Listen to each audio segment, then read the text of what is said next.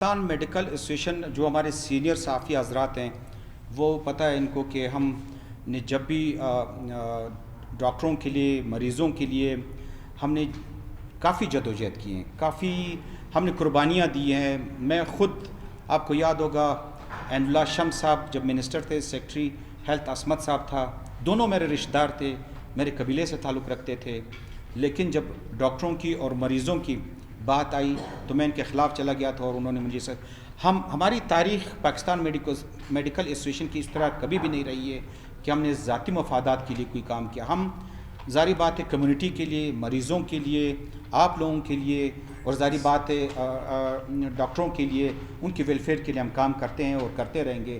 باقی اس طرح کی اگر کوئی چیزیں آتی ہیں، اسٹیٹمنٹ آتا ہے، اگر ایک دوسرے کے خلاف آتا ہے، کچھ آتا ہے، تو ظاہری بات ہے ہمارا ہی پی ایم اے کا ہی یہ کام بنتا ہے کہ ہم ان سے بات کریں، ان کو بٹھائیں، اور اس طرح کے اگر کوئی غلط اثر آتا ہے تو اس کو ہم واپس ڈیفیوز کر سکیں۔ پہلے سب سے سیکنڈ کوسچن ہے، ہم نے جیسے ڈسٹرکٹ کی بات کی ہے، اب میں خود ڈسٹرکٹ قلعہ سفلا میں ڈیوٹی دے چکا ہوں۔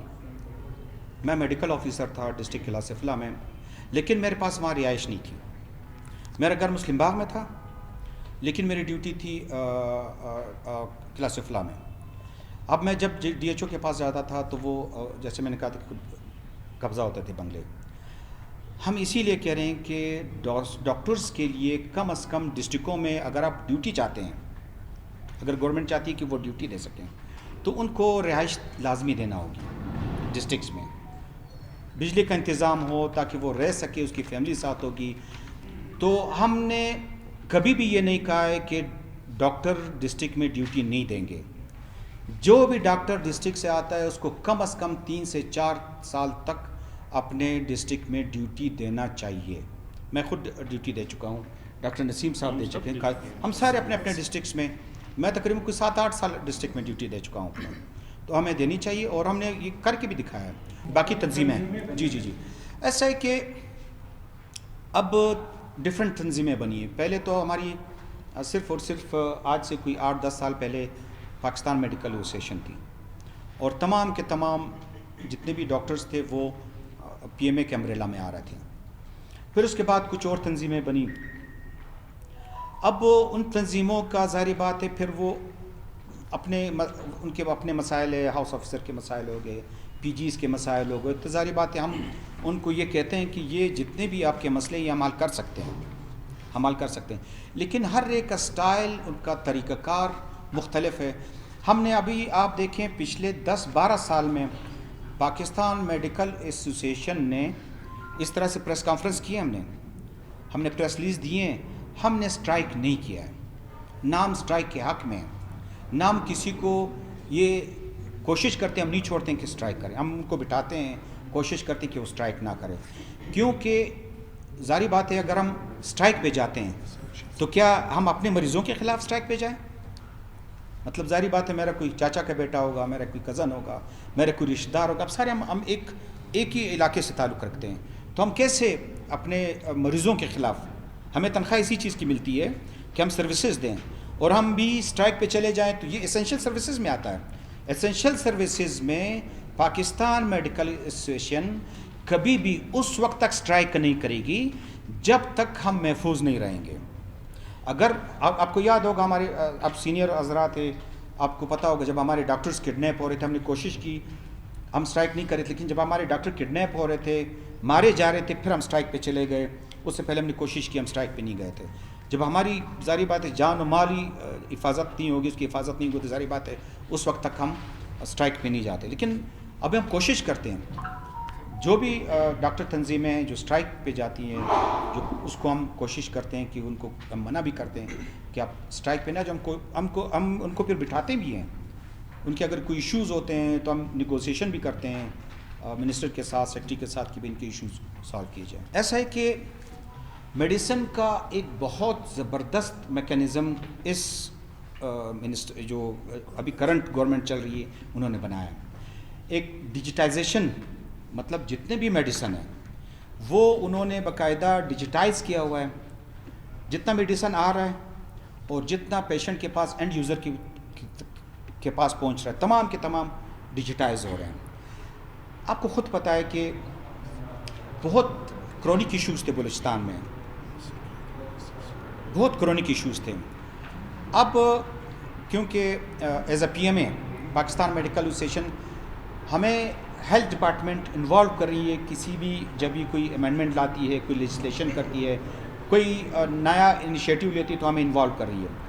اب کافی مطلب آپ یہ سمجھیں میڈیسن کا ایشو آپ کا تقریباً سالو ہو رہا ہے، آل دو کہ بہت زیادہ پریشر ہے ہاسپٹلس پہ، لیکن یہ آہستہ آہستہ سالو ہو رہا ہے اور کافی ہو چکا ہے. جیسے سیٹلائٹ سسٹم انہوں نے انٹروڈیوس کیا. ڈاکٹر میں تھوڑا سا باقاعدہ ہم لکھ لیں گے کٹ لگا کر کہ میڈیسن آپ کو باہر سے کسی ڈاکٹر کوئی اسٹاف لگے گا تو اس کو باہر. میں نے یہ بات کی ہے، یہ بات میں نے کی ہے کہ ڈاکٹرز جتنے بھی ہیں وہ ہمارے بھائی ہیں، وہ پی ایم اے کے ممبر ہیں کسی بھی طریقے سے. جب بھی کوئی اس طرح کا اسٹرائک ہوتا ہے تو ہم ایک دم انٹروین کرتے ہیں، ہم ان کو سمجھاتے ہیں اور ہم ان کو اسٹرائک کرنے سے منع کرتے ہیں. اور ہماری یہ کوشش جاری رہے گی، یہ ہماری کوشش جاری رہے گی کہ ہم الاؤ نہیں کرتے ہیں اسٹرائک کو. جیسے ہم نے کہا کہ اسینشیل سروسز ہے اور ہمیں تنخواہ اسی چیز کی ملتی ہے کہ ہم مریضوں کا علاج کریں. اگر ابھی ہیلتھ کے ہی لوگ اسٹرائک پہ چلے جائیں تو وہ جو مریض ہیں تو ان کا علاج کون کرے گا؟ تو یہ بالکل ہم اجازت بھی نہیں دیتے ہیں اور ہم نے منع بھی کیا ہے اور ہم اس کو چھوڑیں گے بھی نہیں.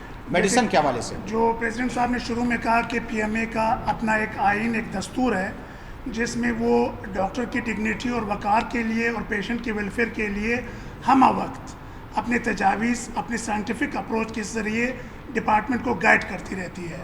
تو چونکہ اس کرنٹ گورنمنٹ نے پی ایم اے کو اور باقی دیگر تمام جتنی بھی اسٹیک ہولڈرز ہیں ان کو آن بورڈ رکھا ہے، تو آپ کی میڈیسن کے پوائنٹ آف ویو سے ایک سائنٹیفک اپروچ یہ اپنائی گئی تھی کہ اس میڈیسن کا ایشو ہو کیوں رہا ہے، پچھلے 20 25 26 سالوں سے یہ حل کیوں نہیں ہو رہا ہے. تو اس پہ جتنے بھی ایکسپرٹس تھے، جتنے بھی اسٹیک ہولڈرز تھے، انہوں نے اپنے تجاویز پیش کیے. تو میڈیسن کے ایشو میں یہ آیا کہ میڈیسن کی کمی نہیں ہے، میڈیسن کی یوٹیلائزیشن، سپلائی اور ڈرینیج کا مسئلہ ہے. تو اس ڈرینیج کے مسئلے کو جب انہوں نے آئیڈینٹیفائی کیا تو اس کے لیے one of the best global اور کنٹری لیول پہ جو digitalise tracking and tracing system ہے اس کو متعارف کروایا. اسی کے ذریعے سپلائی چین سے، اس سپلائی چین سے لے کے اینڈ یوزر کے استعمال تک اور ڈیلی ایک پیشنٹ پہ کتنا خرچہ آتا ہے اس میڈیسن کا بھی نظام متعارف کروایا. اب اس متعارف ہونے والے نظام سے بہت سارے لوگوں کے مسائل تو ہوں گے، تو اس کے لیے اس نظام کو، میڈیسن کے شعبہ کو ابھی تک چھوڑا جا رہا ہے کہ میڈیسن اویلیبل نہیں ہے. آپ سسٹم کو چلنے دیں، آپ لوگ خود اس کا اسٹیک ہولڈر کے ذریعے آ کے اس کو آئیڈینٹیفائی کریں اور اس سسٹم کو آپ 6 مہینے کے بعد جب اسیس کریں گے آپ خود یہاں پہ کھڑے ہو کے بہت اس کی تعریف کریں گے. ایسا ہے کہ اصلاحات کے بارے میں ہم سے ڈیٹیل ڈسکشن کریں گے.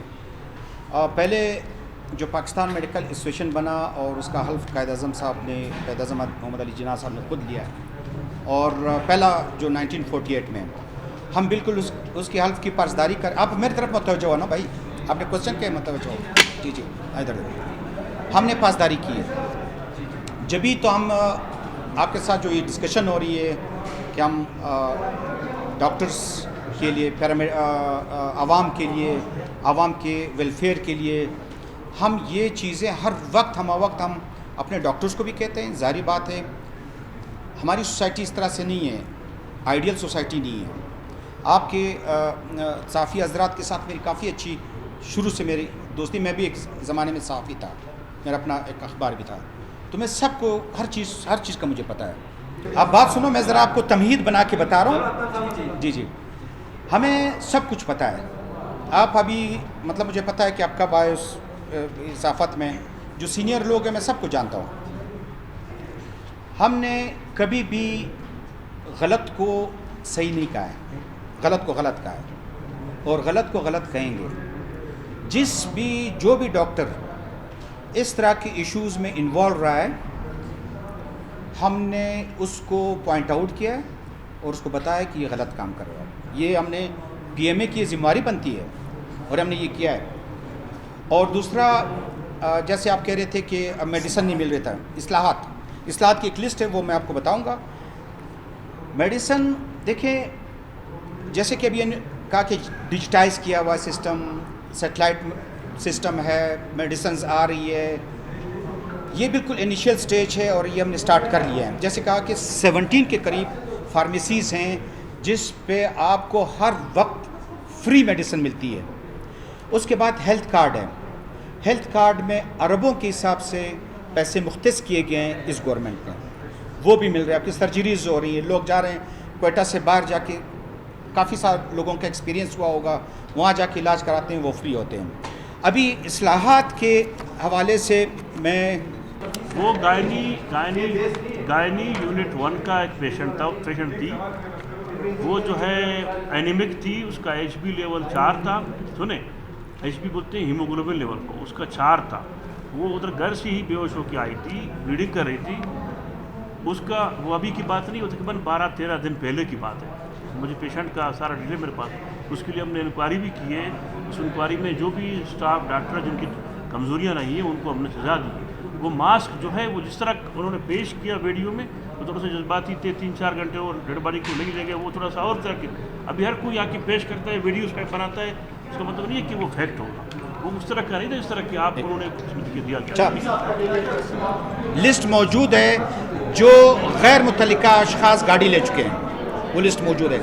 ایک کوشچن تھا کہ کیا اقدامات کیے گئے ہیلتھ ڈپارٹمنٹ میں، تو ڈاکٹر احمد ولی صاحب بتائیں گے آپ کو اقدامات. آپ ذرا سن لیں. ایسا ہے نا کہ ہم یہ دعویٰ کرتے ہیں کہ جتنے بھی اصلاحات ڈپارٹمنٹ میں ہوتے ہیں، کیا پی ایم اے اس کے ساتھ ایگری کرتی ہے یا نہیں کرتی ہے. تو ہمارے جتنے بھی اسٹیک ہولڈرز اس میں انوالو رہے ہیں، ہم گورنمنٹ کے اس وقت موجودہ جو خاص کر پیشنٹ ویلفیئر کے لیے اور چیزوں کے لیے کیے گئے اصلاحات ہیں، ان کے ساتھ ہم مکمل ایگری کرتے ہیں.